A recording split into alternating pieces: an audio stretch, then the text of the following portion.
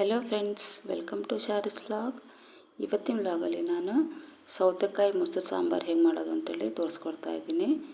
ಇದನ್ನು ಒಂದು 10 ನಿಮಿಷದಲ್ಲೇ ನಾವು ರೆಡಿ ಮಾಡ್ಬೋದು. ಇವಾಗ ಒಂದು ಮೀಡಿಯಮ್ ಸೈಜ್ ಸೌತೆಕಾಯಿನ ಸಿಪ್ಪೆ ತೆಗೆದು ಈ ಥರ ಸಣ್ಣ ಪೀಸ್ ಮಾಡಿ ಹೆಚ್ಚಿಟ್ಕೊಂಡಿದ್ದೀನಿ. ಒಂದು 5 ತುಂಬ ಖಾರ ಇರೋ ಹಸಿಮೆಣಸನ್ನು ತೊಗೊಂಡಿದ್ದೀನಿ. ಸ್ವಲ್ಪ ಕರಿಬೇವಿನ ಸೊಪ್ಪು ತೊಗೊಂಡಿದ್ದೀನಿ. ಇವಾಗ ಮಣ್ಣಿನ ಪಾತ್ರೆನ ಒಲೆ ಮೇಲೆ ಇಟ್ಕೊಂಡಿದ್ದೀನಿ. ಇದಕ್ಕೆ ಹೆಚ್ಚಿಟ್ಕೊಂಡಿರೋ ಸೌತೆಕಾಯಿ ಪೀಸ ಹಾಕ್ಕೊಳ್ತಾ ಇದ್ದೀನಿ.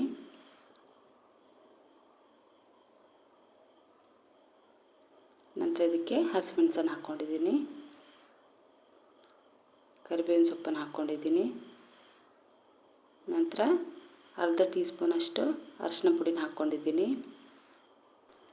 1/4 ಟೀ ಸ್ಪೂನಷ್ಟು ಖಾರದ ಪುಡಿನ ಹಾಕ್ಕೊಂಡಿದ್ದೀನಿ. ನಂತರ ಇದಕ್ಕೆ ಸ್ವಲ್ಪ ನೀರು ಹಾಕ್ಕೊಂಡಿದ್ದೀನಿ. ಇದನ್ನ ಚೆನ್ನಾಗಿ ಮಿಕ್ಸ್ ಮಾಡ್ಕೊಂಡಿದ್ದೀನಿ. ಇವಾಗ ಉಪ್ಪು ಹಾಕ್ಕೊಳ್ತಾ ಇಲ್ಲ. ಇವಾಗ ಉಪ್ಪು ಹಾಕಿದರೆ ಸೌತೆಕಾಯಿ ಚೆನ್ನಾಗಿ ಬೇಯೋಲ್ಲ. ಇದನ್ನು ಮುಚ್ಚಳ ಮುಚ್ಚಿ ಬೇಯಿಸ್ಕೊಳ್ತಾ ಇದ್ದೀನಿ. ಅಷ್ಟರೊಳಗೆ ಒಂದು ಸಣ್ಣ ಮಿಕ್ಸಿ ಜಾರ್ ತೊಗೊಂಡಿದ್ದೀನಿ. ಅರ್ಧ ಕಪ್ಪಷ್ಟು ತೆಂಗಿನ ತುರಿನ ಹಾಕ್ಕೊಂಡಿದ್ದೀನಿ. ನಂತರ ಅರ್ಧ ಟೀ ಸ್ಪೂನಷ್ಟು ಜೀರಿಗೆನ ಹಾಕ್ಕೊಳ್ತಾ ಇದ್ದೀನಿ.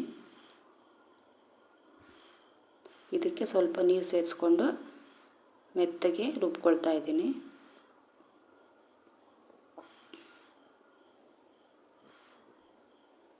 ಇವಾಗ ಸೌತೆಕಾಯಿ ಅರ್ಧದಷ್ಟು ಬೆಂದಿದೆ. ಇವಾಗ ಇದಕ್ಕೆ ಅರ್ಧ ಟೀ ಸ್ಪೂನಷ್ಟು ಉಪ್ಪು ಹಾಕ್ಕೊಳ್ತಾ ಇದ್ದೀನಿ. ನಂತರ ಇದನ್ನು ಮಿಕ್ಸ್ ಮಾಡಿಕೊಂಡು ಮುಚ್ಚಳ ಮುಚ್ಚಿ ಇದನ್ನು ಬೇಯಿಸ್ಕೊಳ್ತಾ ಇದ್ದೀನಿ.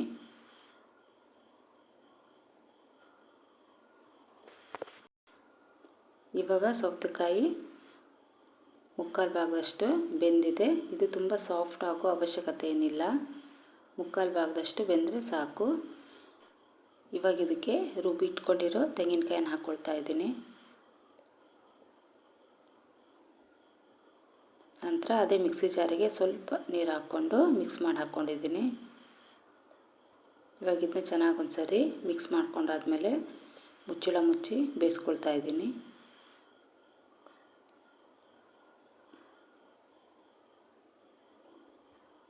ಇವಾಗ ನಾನು ಅರ್ಧ ಕಪ್ಪಷ್ಟು ಮೊಸರನ್ನು ತಗೊಂಡಿದ್ದೀನಿ. ಜಾಸ್ತಿ ಹುಳಿ ಇರೋ ಮೊಸರನ್ನು ತೊಗೊಳ್ಬಾರ್ದು, ಆವಾಗ ಸಾಂಬಾರು ತುಂಬ ಹುಳಿ ಆಗಿಬಿಡುತ್ತೆ. ಮೊಸರಲ್ಲಿ ಗಂಟಿದ್ದರೆ ಇದನ್ನು ಒಂದು ಸರಿ ಮಿಕ್ಸಿ ಜಾರಿಗೆ ಹಾಕ್ಕೊಂಡು ಒಂದು ಸರಿ ಇದನ್ನು ರುಬ್ಕೊಂಡ್ರೆ ಸಾಕು.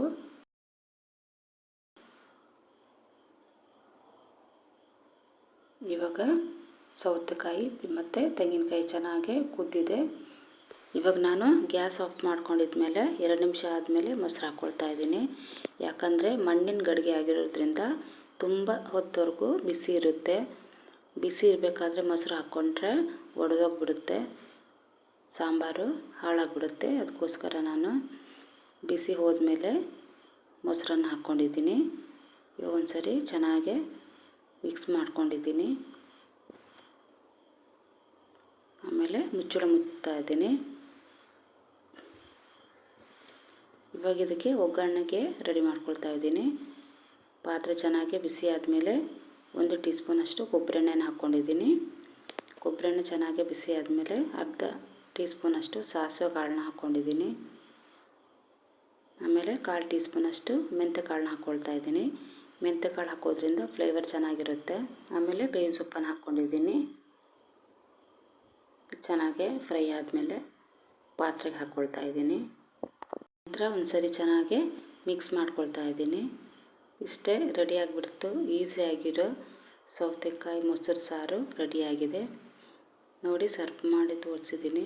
ಈಸಿಯಾಗಿರೋ ಮತ್ತು ಟೇಸ್ಟಾಗಿರೋ 10 ನಿಮಿಷದಲ್ಲಿ ರೆಡಿ ಮಾಡ್ಕೊಳ್ಬಹುದಾದಂತಹ ಸೌತೆಕಾಯಿ ಮೊಸರು ಸಾರು ರೆಡಿಯಾಗಿದೆ. ಇವತ್ತಿನ ಈ ರೆಸಿಪಿ ನಿಮ್ಗೆ ಇಷ್ಟ ಆಗಿದ್ದರೆ ಲೈಕ್ ಮಾಡಿ, ಶೇರ್ ಮಾಡಿ, ನನ್ನ ಚಾನಲ್ನ ಸಬ್ಸ್ಕ್ರೈಬ್ ಮಾಡ್ಕೊಳ್ಳಿ. Thank you.